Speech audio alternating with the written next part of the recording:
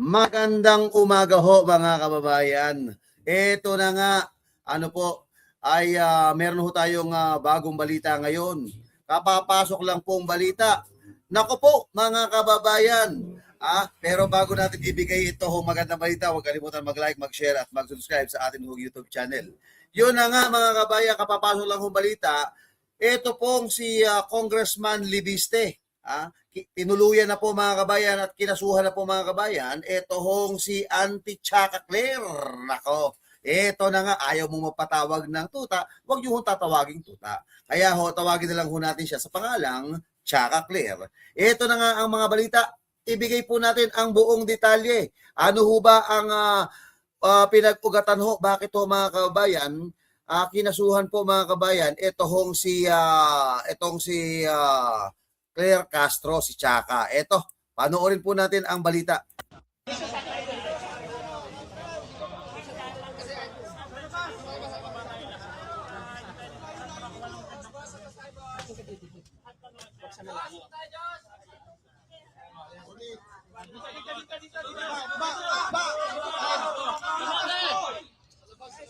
Sa labas! Sa labas para maluwag!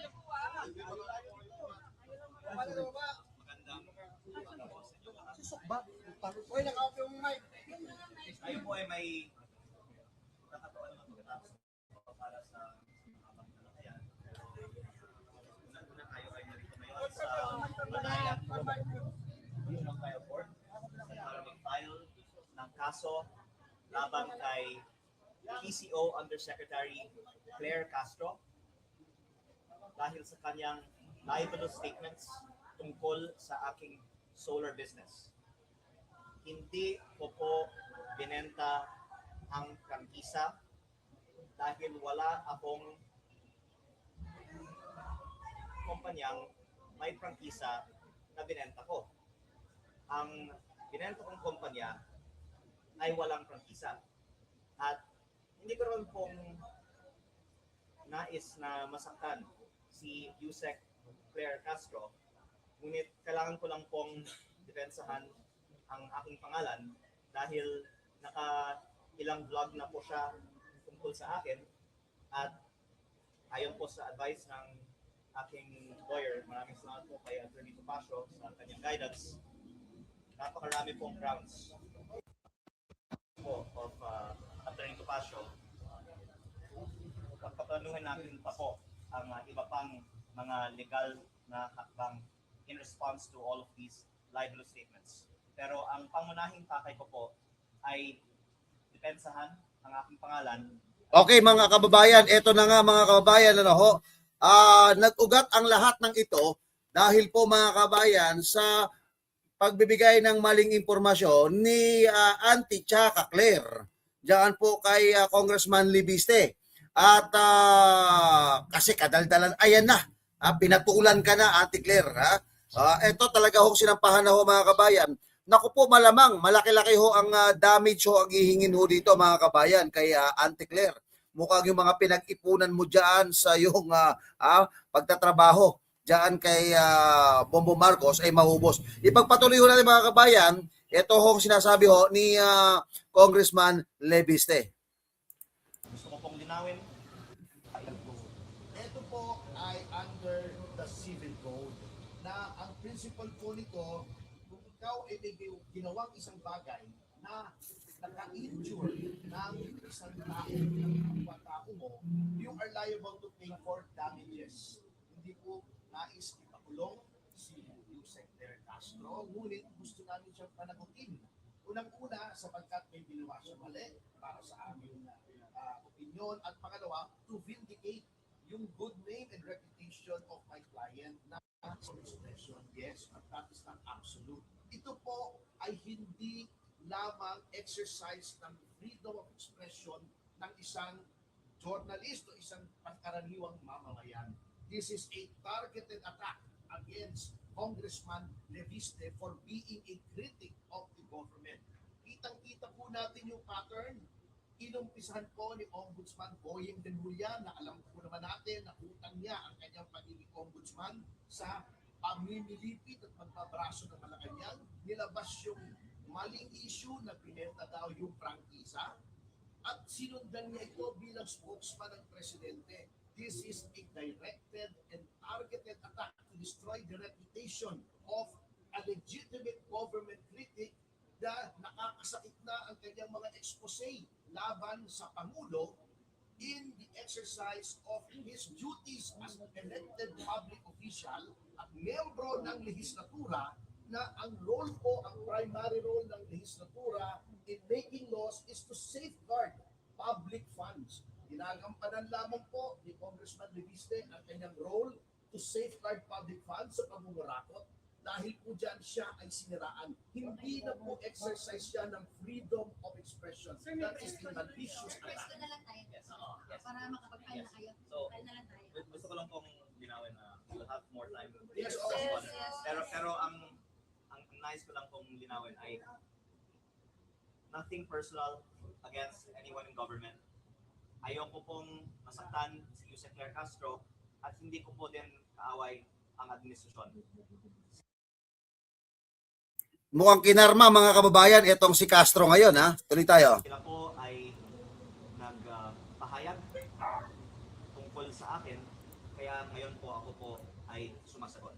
At kaya po hindi namin ngayong araw sinasampahan kay Yusek Claire Castro ang isang criminal case dahil sa tingin ko mananalo tayo, pero maaawa naman po ako kay Yusek Claire Castro kung siya po ay kaagad makulong. Sa tingin ko po, ang ating unang hakbang ay isang civil case. At ito po ay for 110 million pesos in damages na sa tingin natin po, we will win po this case. Maraming salamat. Thank you. Espinek po ito. Espinek. Espinek. Solar qualified. I'm sorry. Pasensya na po.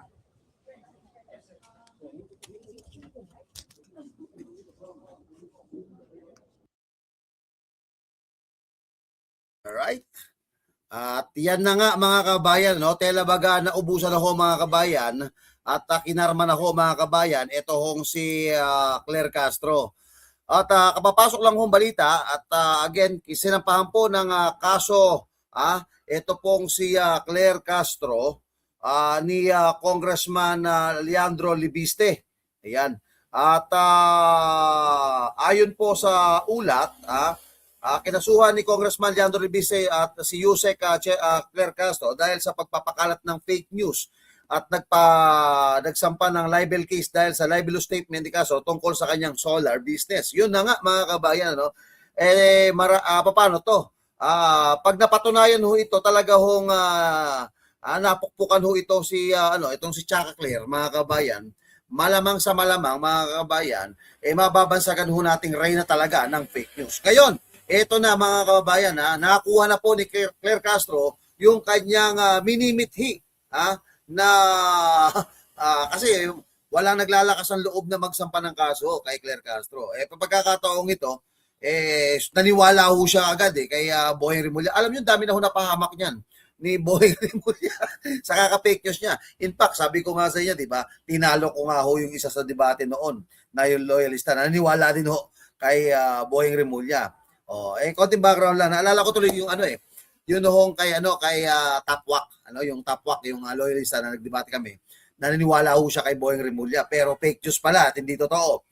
Kaya eto, naniwala naman mga kabayan si Claire Castro kay Boyeng Rimulya. Tungkol ho sa mga solar na yan. At eto na nga, haharapin po, ay so gusto mo, papasagutin po ng prosecutor's office mga kabayan. Eto hong si Claire Castro. Ang pinag-uusapan dito, is about a fake news. Mahilig ko kasi, matatandaan ho natin mga kabayan na kamakailan ho mga kabayan ay si Claire Castro naman ang nagsampa ho mga kabayan ng kaso. Dito po kay Attorney Trixie Cruz at dahil daw po sa isang grave threat. Ayan, oo. Grabe no. At ngayon, mabilis ho mga kabayan ng karma dito ho sa aling ito. Abangan ho natin mga kabayan ang susunod na kaganapan diyan.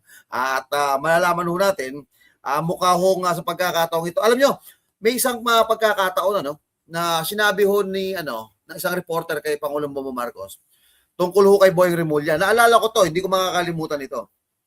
Ang sabi ho mga kababayan, ni Pangulong Bongbong Marcos, tanong ho kay Pangulong Bongbong Marcos to tungkol kay Boying Remulla dahil sangkot yung anak niya sa droga noon. Hindi ho ba magbibitiw o magbabakasyon muna? Sabi niya, ang sagot to mga kabayan ni Pangulong Bongbong Marcos, hanggat hindi related sa kanyang trabaho, hindi ko siya pagbabakasyonin. Ayan. Ang tanong ho mga kabayan, pagbabakasyonin na nga ba? Ito hong si Auntie Claire. Alamin ho natin at malalaman ho natin sa susunod hong mga araw. Again, sa mga hindi ba nakapag-like, nakapag-subscribe sa ating hong YouTube channel, huwag kalimutan ho mag-like, mag-share at mag-subscribe. Claire Castro po, mga kabayan, sinampahan na po ng kaso. Ayan, ni Congressman Libiste. Muli, maraming salamat po. Mabuhay po kayo. Keep safe, always God bless, and always God first. Maraming salamat. Paalam.